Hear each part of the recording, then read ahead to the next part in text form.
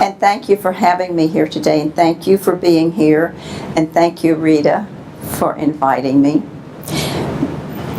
Is the microphone on? I know I don't speak very loud. So it's ready to turn it on there. I know I don't speak very loudly, but I say, don't worry about me. I'm an Army wife. As we go through the program today, please ask your questions as we go along.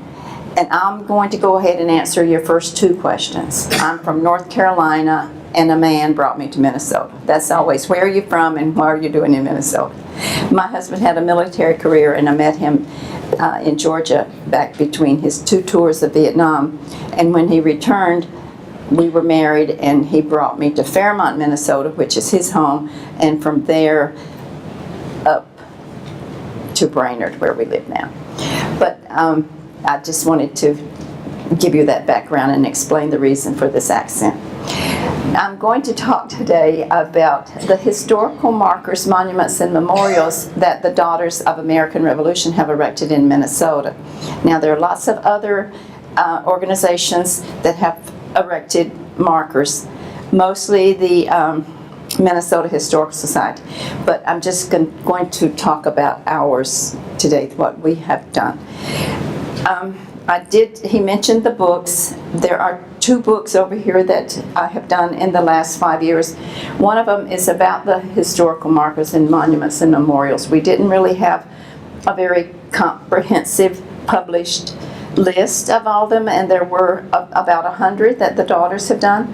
The Daughters in Minnesota organized in 1897. So that's how long the organization has been in Minnesota. Today we have about 1,200 members in 22 chapters throughout the state. Your nearest chapter is in St. Cloud, the Sarah Steele Sibley chapter. So if you know anyone who is eligible for membership, any woman over 18 who can trace her lineage to the Revolutionary War is eligible for membership in the Daughters of the American Revolution. The other book is the history of the Minnesota Daughters of the American Revolution. Yes. You could trace it to the American Revolution. Do you have to have someone in the Revolution to trace it, or yes, just trace all your history back? Yes, it must be your direct lineage. Has to be in the American Revolution, has fought in the American Revolution? No, to have contributed to the freedom. They could have been a supplier. They could have housed soldiers. They could have provided food and that sort of thing. So anyone who contributed to the freedom of our country. But it must be a direct lineage. It must be documented. Thank you for the question. The other book is the history of the Minnesota Daughters, and this was published for our 125th anniversary, which was a couple of years ago. There are 4 sections in the book. The first one is our state regents and the highlights of their administration. I'm the 55th state regent that we've had, and my term is from 2017 to 2019. I'll be going out of office in July. The second section is about the Sibley House and the 90 years that the Daughters owned and operated the Sibley House Association. They collected artifacts. They bought the property from the church. It had been owned by the church. And they bought the property. It's the oldest house. It's the first stone house in Minnesota, and as you know, it was the home of our first governor, Sibley. They also purchased the Depew House and the Faribault House, so all of that historical site. Have you ever been to the Minnesota? You've seen this site, I hope. But for 90 years, they operated these buildings as museums, and school children could come, and they were always admitted free. And then they opened a tea house where they served lunch, and the money was to help support the project and for the upkeep.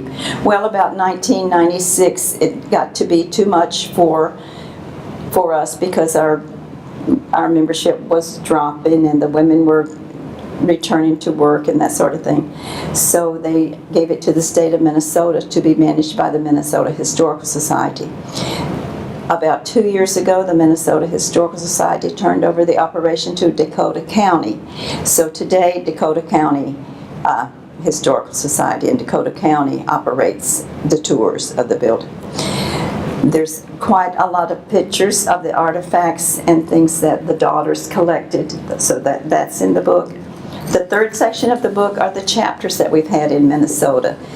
There have been about 75 to 80 chapters. Today we have 22, so you can see that membership has dropped over the years as people have gotten busier, but there's still a lot of prospective members in Minnesota. So we are always working, and we're adding new members. I think we've had about 100 new members in this year, so we're gaining more strength with that. And then the final section of the book is just a collection of our photographs. The books are available to you today for $20 if you are interested in having those, and I'd be happy to sign them. But my real purpose here today is not to sell books, it's to tell you about these historical markers and our project to restore them. When I was traveling over the state to see these markers, it was very disturbing to see the poor condition that they are in. And when I became state regent, I knew right away that my project would be to raise money to restore these markers.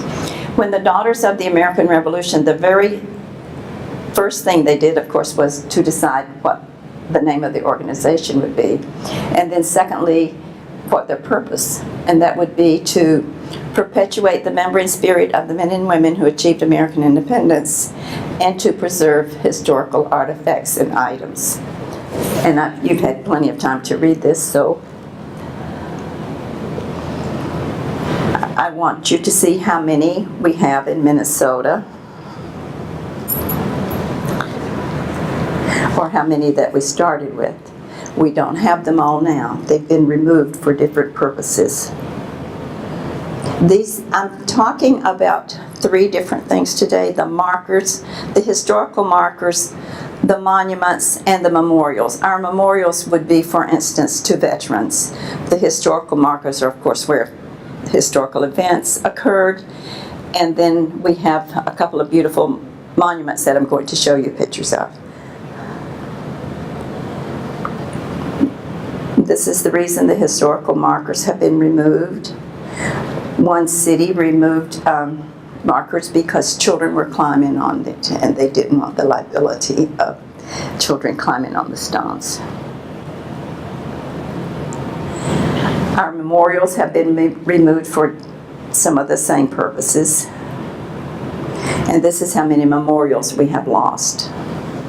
I'm happy to tell you, though, that since this project began, we have been able to recover some of these, and they are going back into the place where they originally were.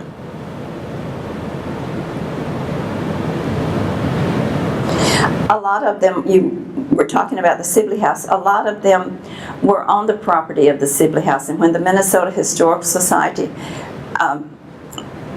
took the property over and started redoing things, they removed a lot of the memorials, because there were a lot of memorials and a couple of the historical markers actually, but especially the memorials, because they had a lot of memorials on trees on the grounds, and inside the buildings were on different rooms that different chapters or different individuals had donated.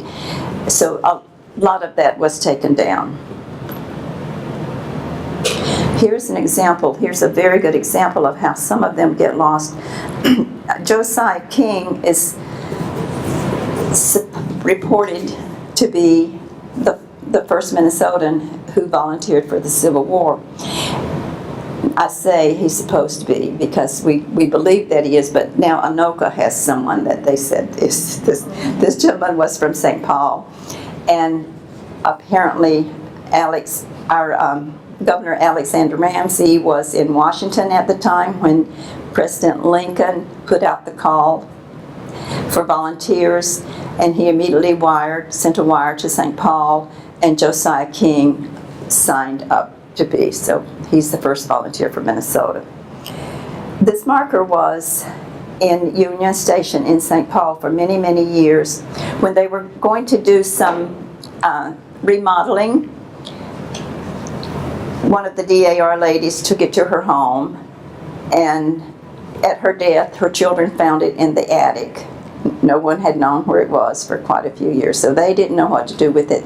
They gave it to the old territorial pioneers, and it's still in their possession now. Well, since Union Depot has been restored, the chapter would like, St. Paul chapter is the chapter that put, actually I'm sorry, it's the Nathan Hale chapter in St. Paul. They would like to have it back, to put it back, but now old territorial pioneers won't part with it. So that's another example of how we have lost markers. These two were on the old tower at the old Fort Snelling. One of them honors Colonel Leavenworth, who was the first commander, and then the other plaque lists the names of the men who died on the march from Prairie du Chien, Wisconsin, that first winter as they came to establish the post. These markers were removed back in the 1970s when, I can't put this together, but they told us,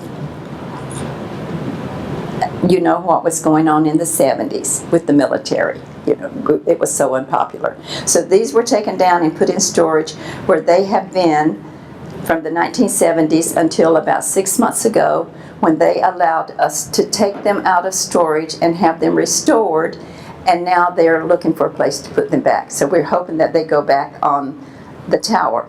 And by the way, the restoration procedure is they strip these markers down, they repaint them, and then they're sanded, and you'll be seeing some examples here in a moment.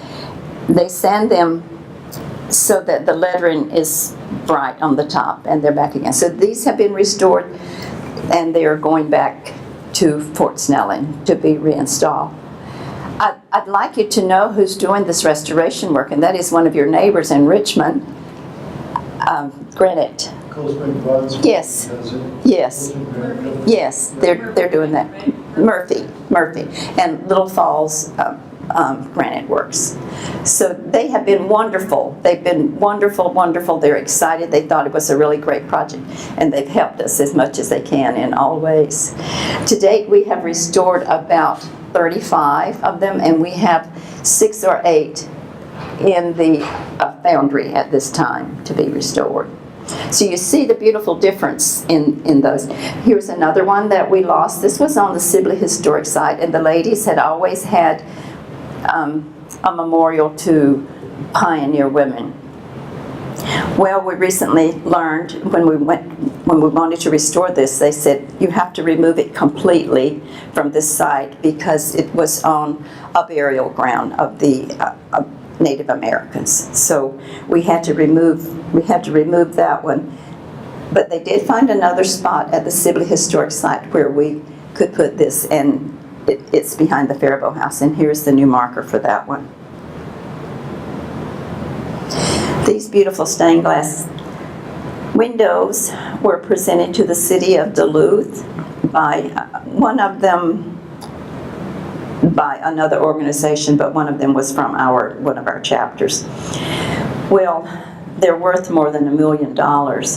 So a few years ago, the city of Duluth, the city council and the mayor, I don't remember who it was, but they thought that it would be better if they were sold and use the money for city purposes. But we were able to convince them that they should stay in Duluth. So now they're at the Historical Center, at the museum where the trains and things are in Duluth by the Historical Society. Very, very beautiful and valuable windows. The one on your right is the one that the daughters had made.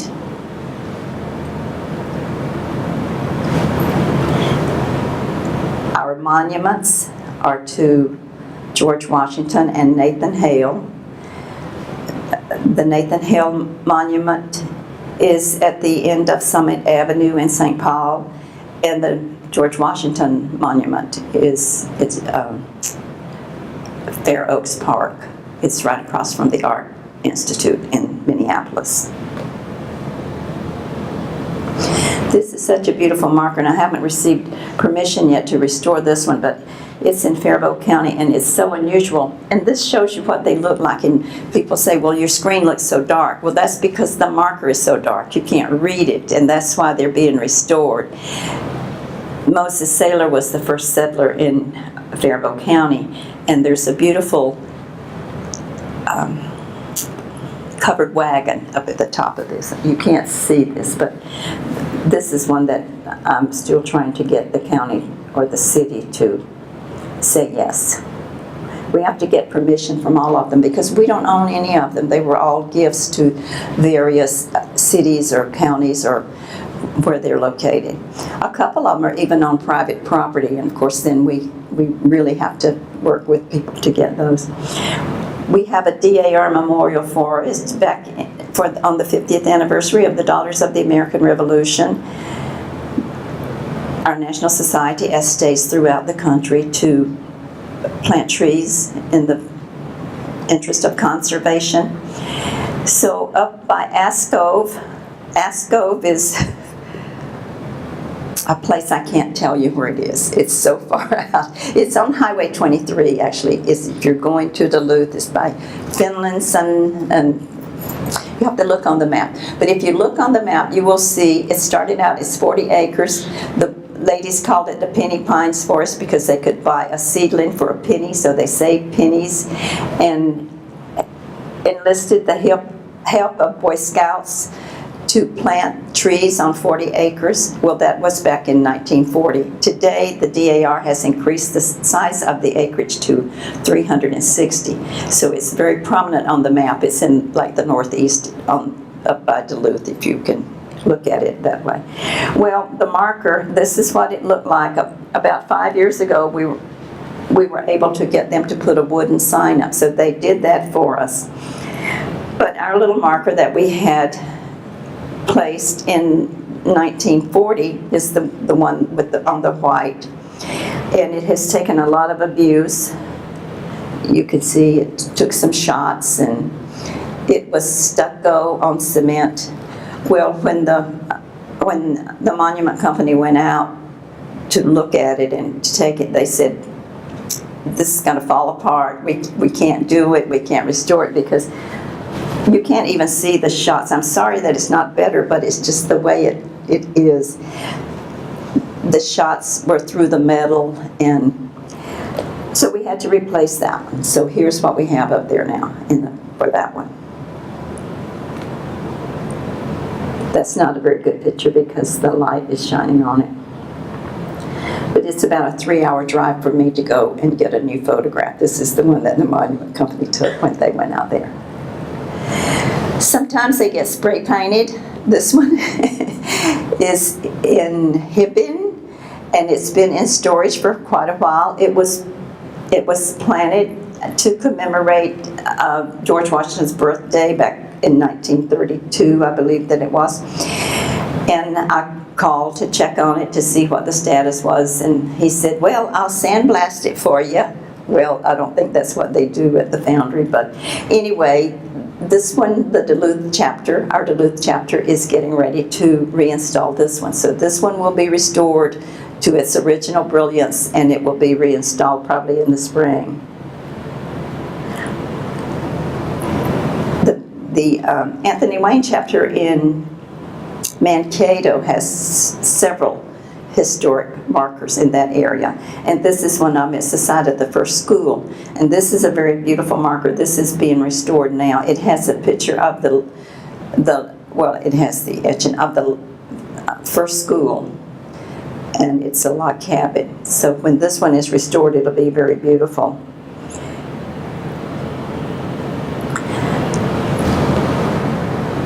I know, you can't see. In Pipestone, a very important marker, the daughters, I'm going to show you the restored one. Okay. The daughters worked for a very long time to get this site. In fact, the Daughters of the American Revolution were actually partly responsible for getting this area designated with this national monument. This marker is placed on the very stone that Nicollet and his exploring party carved their initials. So on the top of the stone, where where it's flat with the frame around it are initials carved. And our marker was attached to that. They allowed us to remove the marker and restore it. So we're going to have a rededication ceremony in the spring for this one. Another one from Mankato, and this one is one where you can really see the difference in what restoration makes. All of them look this beautiful, even though you can't see it on all the photographs on the slides. Another very important historic site is near Mankato, is where explorers camped in the winter in the 1700s. It's really early.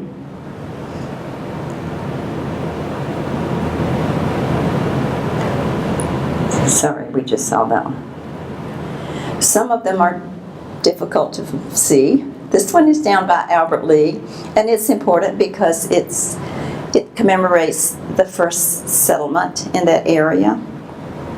It's actually right now on the road right-of-way, and we're working with the county engineer to get this moved to a nearby park. But it's not as easy as just asking permission and saying yes. They have to do certain things. We have to perhaps close the road for traffic control. The marker is right in the middle of the screen, set back in the bushes. I think they have cut down some of the bushes now and taken some of the brush away so that you can see it better. But this is another one that we're working on to get restored. We have 2 markers up that commemorate the Wadsworth Trail, so important in the history of settlement of the area. One of them is in Morris, Minnesota. The other one is up by Wahpeton. It's near the South Dakota border. But again, you can see the contrast and how important it is. I mean, do you just drive by locations where you see markers and never stop? Do you see historical markers on the road? A lot of people don't even see historical markers. But maybe with this new brilliance, they will take notice. This one is in a city park in Morris. This marker we just got permission to restore, so we'll be taking this down. This is near the Sibley Historic Site. It's called the Arrowhead Marker.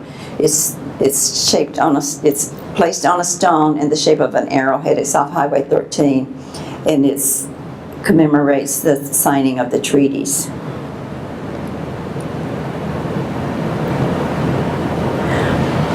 The other Wadsworth Trail marker. This one we will not be restoring because the Department of Transportation says that this is under their jurisdiction and they have money budgeted to restore it. They didn't say when they're going to do it, and we hope it's soon because this one has taken a lot of bullets also. You might can see that.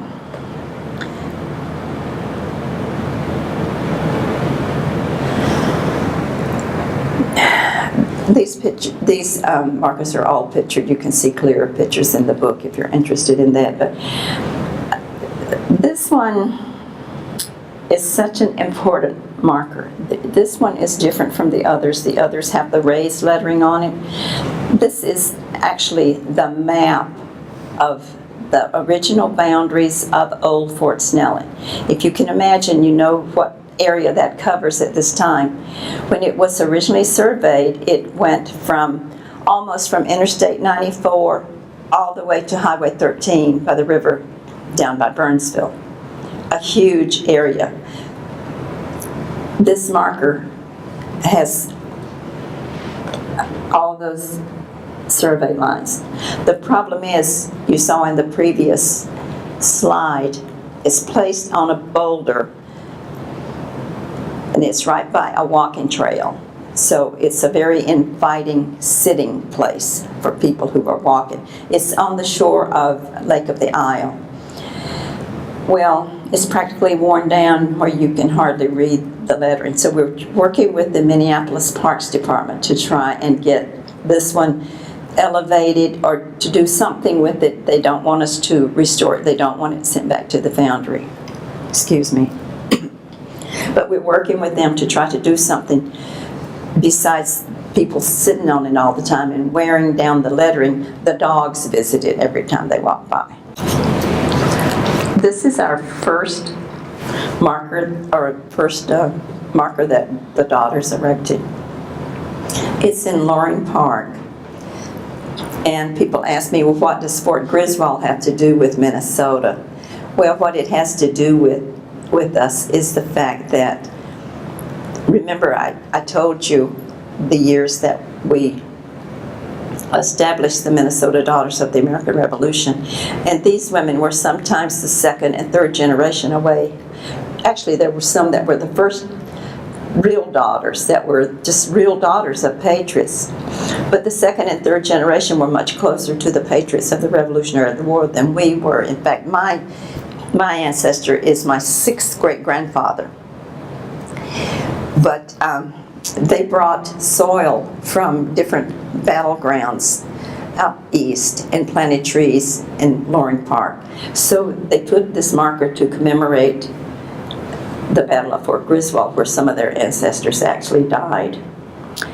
This is in very bad condition, as well as another one that's in Loring Park, and the one that I just showed you about Lake of the Isle. We have to work with Minneapolis Park Service to get these done, and they don't say yes as quickly as a lot of the other cities that we've worked with.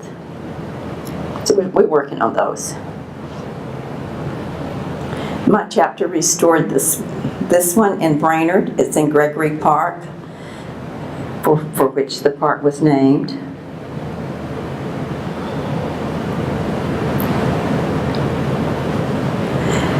And at the Sibley site, in May of last year, we rededicated 10 markers that we had restored at the Sibley site. They have been wonderful helping us find them. Some of them have been in basements of buildings, and this is one that one day I was there, and the caretaker came out of the basement with this, and he said, "Faye, do you want this marker?" Well, yes, we did, and they let us put it back on the grounds. And here's what it looks like now. It had been in storage since the 1990s when it was removed from the grounds. It honors all the state regents, and the current day state regents, for myself, for instance, we're not doing so much for the Sibley site except we contribute and we have volunteers there. But these previous regents are the very ones who saved the Sibley Historic Site from ruin, and they're the ones who furnished it and collected the items and took care of the property. We have at least 4 or 5 that were almost nothing to restore. It was just to have a $15 plaque taken off and put back on.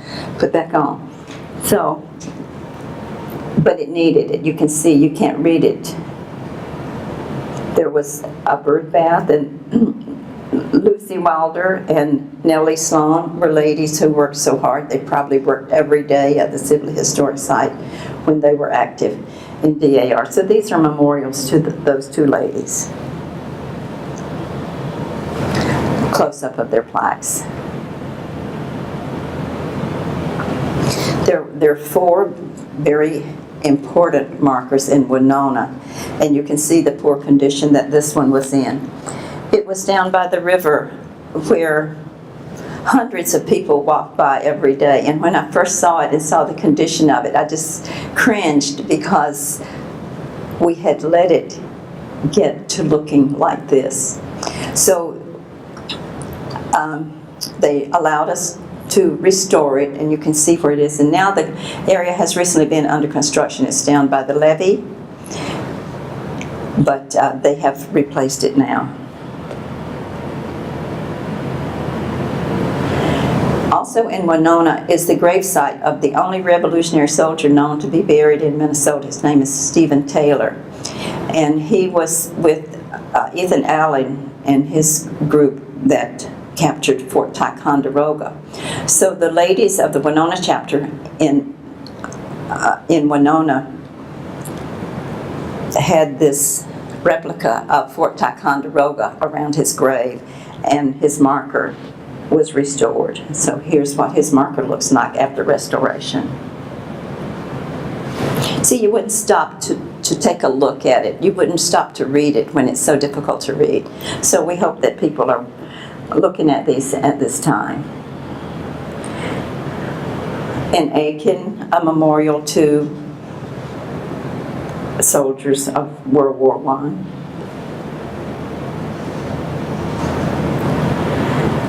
And the marker that was originally placed on the Sibley Historic Site by the Daughters of the American Revolution was placed in 1916. The house was built in 1835. Isn't that beautiful? Doesn't it look beautiful, don't you think?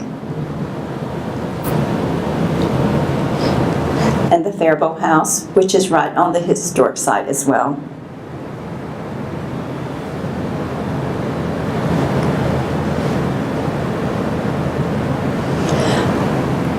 This is a memorial to the men and women of Ramsey County and St. Paul who gave their life in World War I.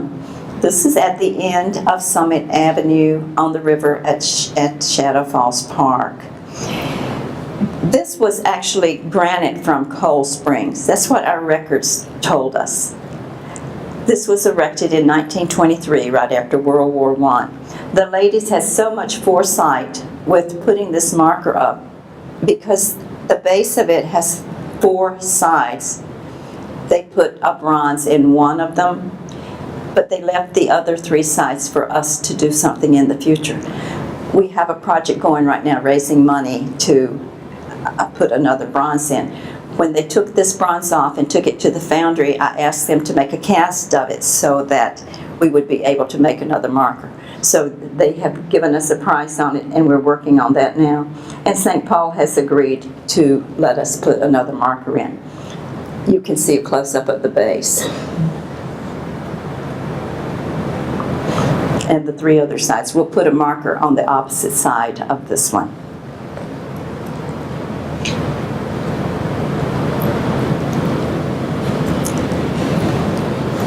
This one doesn't have our name on it, but our records show that the Daughters of the American Revolution, along with other organizations, put this up in Sauk Center. There were, especially around southern Minnesota, during the 1862 uprising, the military erected forts for the settlers to come. So this is one that was in Sauk City. There was one in Fairmont. There's another one out by Tremont. We don't know where the others are, but they have one in Fairmont that's on the courthouse grounds. I mentioned that's my husband's hometown. So when we were talking about what this project was going to be and what I was going to do, he said, oh, well, do the one in Fairmont first. Well, they're the only ones who have said no to me. Well, besides the Minneapolis Park Service. But they said, we like it the way it is. So I couldn't convince them to restore their marker. But theirs is in pretty good shape, actually. It's not as bad as some of the others. You just move on. You just go to the next one because there's plenty of them. And I only have 2 years to do this in a limited amount of money. This one is on the grounds of the high school in Sauk Center. And you wouldn't notice it as the way it was. It was at the base of a flagpole. And after we restored it, the principal of the school sent an email to me and he said, you wouldn't believe how the students are taking notice of this now. They're asking so many questions about the war, and they actually recognize some of these family names. They recognize because probably some of the families or descendants are still in the area. So that makes it very rewarding to hear things like that. This is another site down by St. Peter. You may know that was a very famous site of a signing, the treaty signings, and this is one that has just been restored. The Minnesota Historical Society has the jurisdiction of this one, and a nearby one for an old French cemetery where some of the early settlers and some of the Native Americans are buried. Have you ever seen any of these markers, any of you? No? Well, I hope you will start noticing and looking for them now. They're really all over Minnesota. This one in Worthington honors the early settlers, the pioneers. And it has that beautiful drape at the top that shows up so well after it was restored. Some people, even some of our ladies, have thought that maybe this green patina is pretty, is nice on them, and maybe it should stay that way. But you can see the deteriorated state of them if it stays that way, because this is the beginning of the deterioration. When they start to have this green patina, then they're starting to deteriorate. And you saw some of the worst ones where they start to rust. Well, that seems to be the end of my presentation, and I'll be glad to answer any questions. You didn't ask any questions much as we went along, but if you have questions, yes, Rita? Isn't there one in St. Cloud somewhere? I think I read on your site. That's Yes. being restored, or is that Yes. the closest? Well, there are actually a couple in that area, and there's one at the courthouse honoring John Wilson, who was the founder of St. Cloud, and we have permission to restore that, so we're going to be getting that out and restoring that, and we'll have a rededication in May, when I mentioned our state conference will be in St. Cloud, the third weekend of May, and we will be having a rededication of that one. There's another one out by Sauk Rapids. It was a trading post, a Russell trading post. Today it's on Highway, is it 33, Benton Drive. There's a mobile home park there, and there's a stone underneath their vacancy sign. If you're in trouble, it's right outside of Sartell.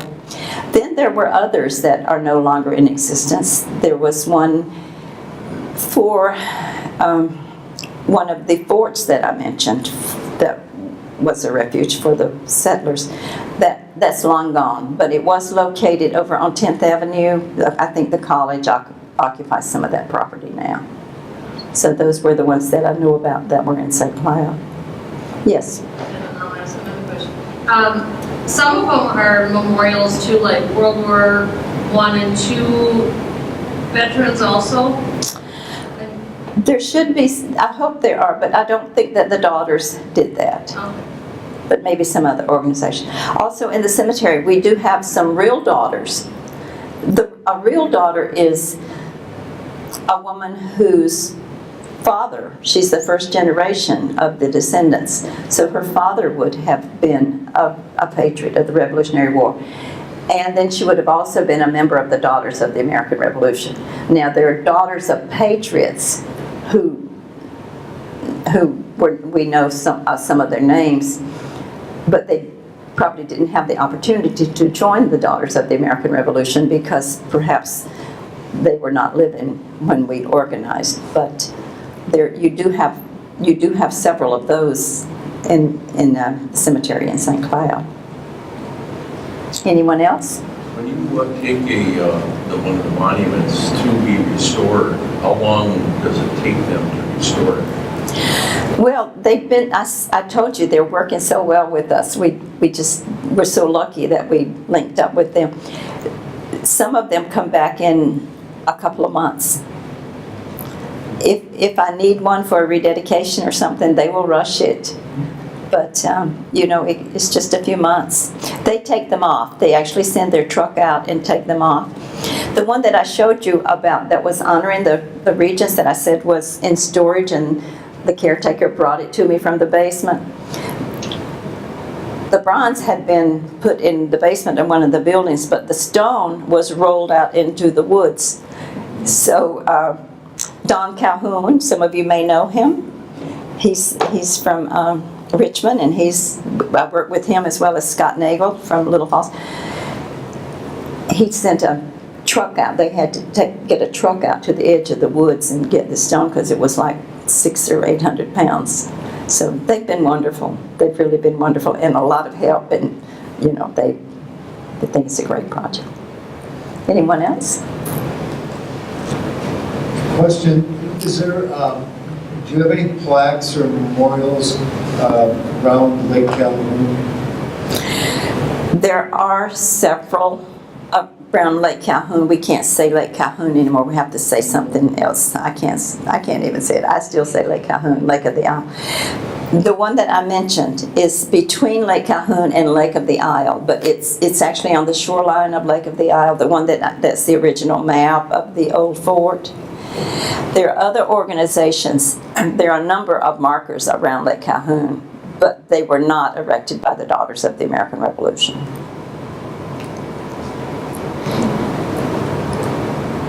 Okay, well, thank you so much for your attention. It's been a pleasure to tell people about the markers because so many people don't see markers when they're driving by.